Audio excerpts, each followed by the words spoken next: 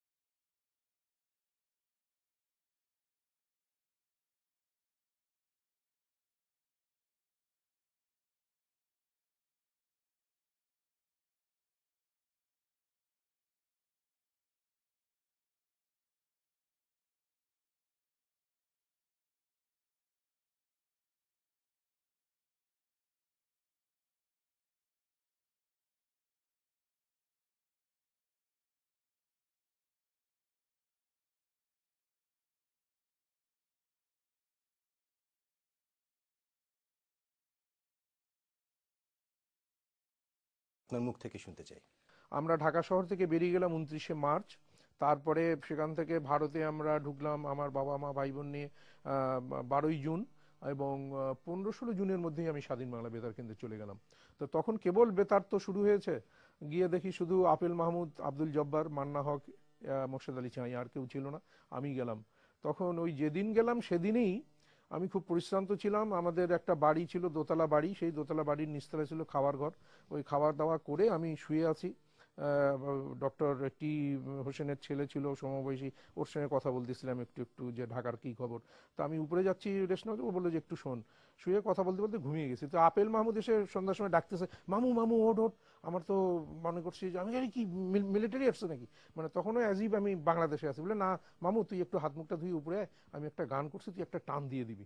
তাই আমি বললাম ঠিক আছে চল, তুই গানটা শোনা। তা গানটা শোনালো, এবং ওইটাই আমার স্বাধীন বাংলা বেতার কেন্দ্রের প্রথম গান। সেই গানটির দুটা কলি আমি বলছি। তীর হারাই এই ঢেউয়ের সাগর পাড়ি দেব রে, আমরা কজন নবীন মাঝি হাল ধরেছি শক্ত করে রে, তীর হারাই এই ঢেউয়ের সাগর পাড়ি দেব রে। এই গানটি হচ্ছে স্বাধীন